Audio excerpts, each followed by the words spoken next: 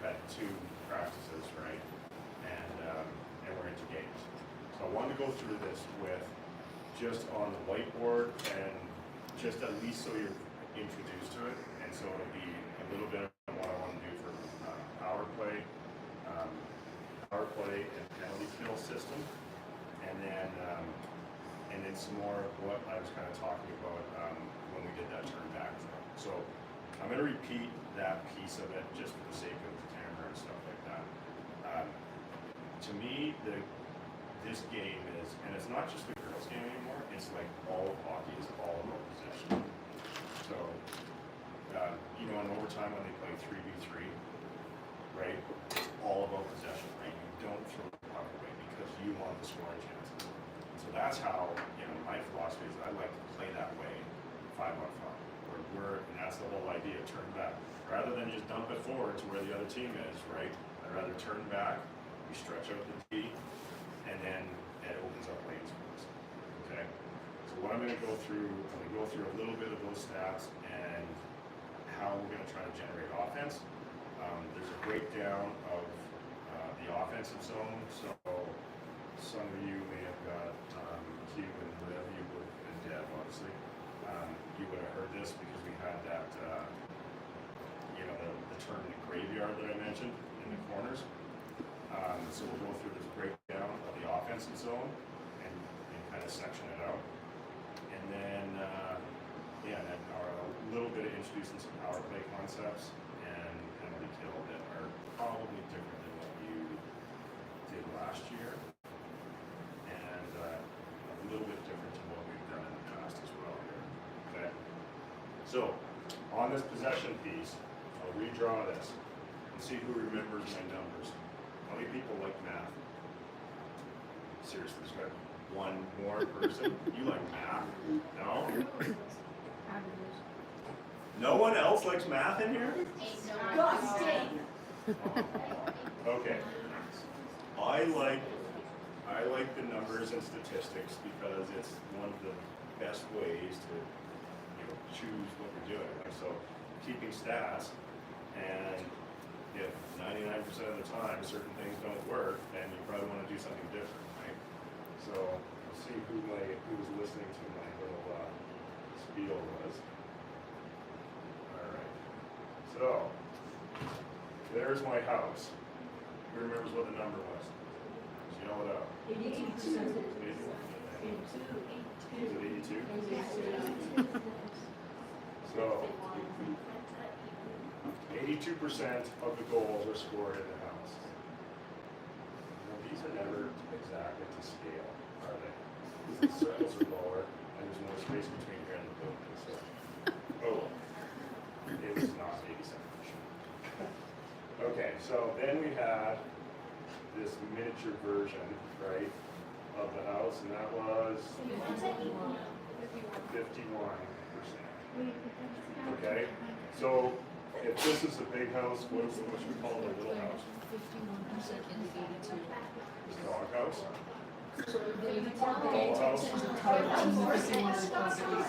Ain't no way. The mini house? The apartment.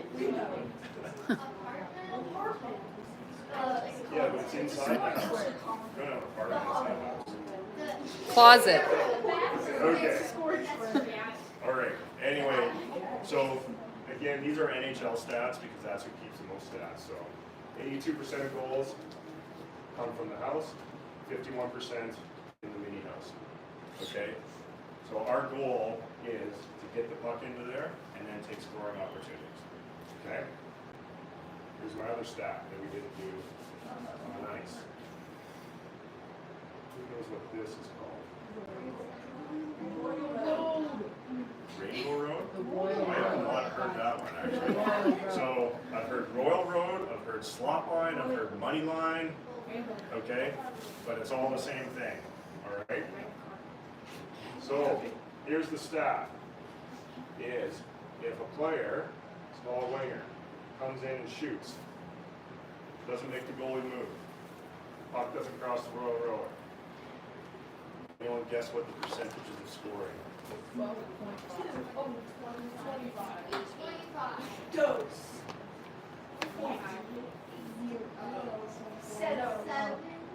7%. So 93 times out of 100, the goalie stops at it and it's not a goal. So sometimes, like, depend on the goalie, right? You hit something short side, like right around here, you can score on that short side. But the majority of times, you don't score shooting directly on the goal. Okay? If the puck passes, crosses the Royal Road, and the goalie has to move, what do you think that changes to? 25. 95%? 25. 50%. 37. 71. It changes to 24%. Okay? All right. So this is passing across or skating across and making the goalie transition from side to side. Because Abby, what happens? Jeopardy square. You're not square. But you have to move, right? And it opens up hole for the goalie. Okay? I think we should have waited. Okay. So, but what happens if you don't shoot right away? The goalie gets set. If you let the goalie get repositioned, and now goes back to 7%. Okay? So one of the things to try to score more is we want to get the goalie moving and to shoot off the pass as much as possible. Which is called a what? Exactly. Okay? So that's a big thing that we want to focus on is, so now we've got a couple of different constraints, right? We want to be inside the house and we want to get pucks moving across the road. Okay, so those are the main two concepts that I want us to work on the spring side to generate offense, right? So to get higher scoring opportunities and higher scoring chances. Okay. Let me go one more thing in this offensive zone, and then we can break quick for these. All right. This is like a terrible rig. Like it's like the worst scale rig possible. What about that one that's on the table? Use that. I mean, there's a board with the Anyway, that's kind of the same thing. Okay, so I'm gonna draw some more lines here. And this is, remember, this is ozone. Okay? So, we've got this little bit here. We've got this little bit.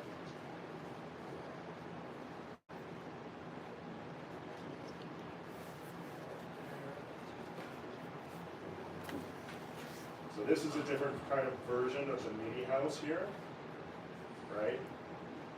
And then, yeah. So these are the different breakdown areas of the offensive zone. Okay?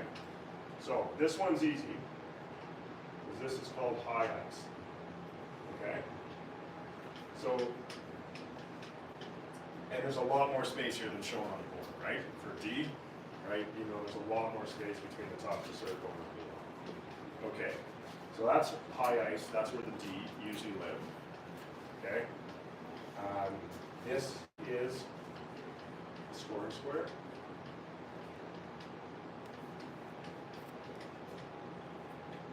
And if you take kind of the cross of the house, and it's similar to what the mini house is, right?